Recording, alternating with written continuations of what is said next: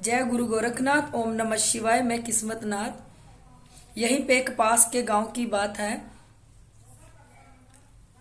तो उसके ऊपर किसी ने तांत्रिक क्रिया करी हुई थी, जिस क्रिया में से उसके ऊपर 3 प्रेत थे और उसकी वाइफ के ऊपर एक जिन था। उसके 4 बच्चे थे, 2 लड़के और 2 लड़कियां। किसी ने तांत्रिक क्रिया करके उनके ऊपर 3 प्रेत छोड़ दिए। प्रेत छोड़ने के बाद वो जो आदमी था इतनी दारू पीने लग गया, इतनी दारू पीने लग गया कि दारू पी पी के वो नालों में गिर जाता था। गंदे नालों में गिरने के बाद उसको अपनी होश ही नहीं रहती थी। कुत्ते उसके ऊपर से निकल के चले जाते थे, पर उसको कुछ समझ ही नहीं आती थी उसके साथ क्या हो रहा क्या नहीं। और वो बहुत परेशान होने लगे, घर वाले भी उससे। वो कहीं पे दिहाड़ी मजदूरी करता था किसी के खेतों में। ऐसा किसी ने उसके ऊपर प्रेत छोड़े और वो दारू पीने लग गया। क्योंकि जब कोई इंसान रूप में लोग दारू पी के मरते हैं तो मरने के बाद उनकी आत्मा जिसकी भी बॉडी में जाएगी वो भी दारू पीने ही लग जाते हैं, जिसके ऊपर भी हम तांत्रिक क्रिया करेंगे। उसके बाद वो बहुत जगह जगह धक्के खाए, उसका इलाज के लिए कहीं से इलाज नहीं हुआ। हर जगह जाते रहे, कहीं भी उनकी बात नहीं बन रही थी। तो किसी ने बताया कि शिवधाम पे चले जाओ, वहां जाके तुम लोगों का इलाज हो जाएगा। तो जो उसका बड़ा बेटा था वो 17 साल की उम्र का था। तो जब लोग यहाँ पे आए तो हमने बताया उनके ऊपर 3 प्रेत और एक मसानी है। मसानी उनकी वाइफ के ऊपर थी, 3 प्रेत उसके ऊपर थे। तो हम लोगों ने उसके 3 प्रेत और उसकी वाइफ के ऊपर मसानी तारी और उनके घर में शिव का हवन किया। शिव का हवन करने के बाद उनके जो कुल के देवता थे वो सबल सिंह चौधरी थे। सबल सिंह चौधरी का वहां दीवा लगाया हमने, वहां पे गद्दी लगवा दी सबल सिंह चौधरी की। तो जो 17 साल का लड़का था वो अपना सबल सिंह चौधरी की सेवा करने लग गया। वो निरंतर अपनी सेवा पे बैठा रहा। सेवा पे बैठे एक दिन उसके ऊपर सबल सिंह चौधरी प्रसन्न हो गया और उस बच्चे के ऊपर आने लग गया। उसके बाद जो उसकी बहनें थी उसकी भी शादी हो गई, इसकी भी शादी हो गई।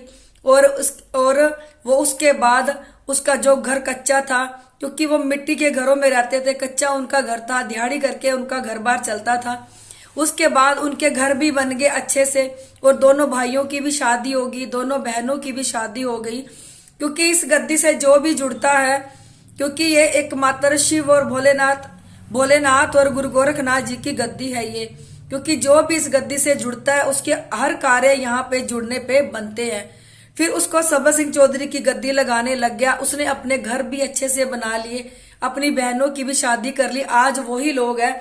और उसके पिताजी की भी दारू छूट गई, क्योंकि जब हमने प्रेत निकाले उसके बाद उसने दारू पीना छोड़ दिया। क्योंकि वो प्रेत ही थे जो उसके अंदर थे और उसको वो दारू पिला रहे थे। तो ऐसे उसके घर में सबल सिंह चौधरी की गद्दी लगने लगी। अच्छा मकान बन गया, लड़कियों की शादी होगी, लड़कों को भी। आज वो लोग अच्छे से अपनी जिंदगी को व्यतीत कर रहे हैं। मैं अपनी आपको यही कहना चाहती हूँ कि आप एक अच्छी गद्दी से जुड़े। क्योंकि जो भी कोई गद्दी से जुड़ता है गुरु बना के करो जो भी करना है। क्योंकि कलयुग है, कलयुग में गद्दी से जुड़ना बहुत महत्व रखता है। क्योंकि समय समय पे आप लोग जाके अपनी चेकिंग करवा सको, अपने गुरु से अपने घर के बारे में पूछ सको, कोई आपके ऊपर वार तो नहीं कर रहा इसके बारे में पूछ सको। जो भी आपने घर में पूजा पाठ कर रहे हो, कोई सेवा लगा रहे हो, कोई नेगेटिविटीज ना खा रही हो। क्योंकि आजकल कलयुग में घर घर में नेगेटिविटीज है। क्योंकि ये दूर से सूंघ लेते हैं कि किसके घर में जोत जग रही है, किसके घर में पाठ पूजा हो रही है। सूंघते सूंघते उसी के घर में आके ये उनकी पाठ पूजा खाने लगता है। इसलिए अपनी अच्छी गद्दी से जुड़ो।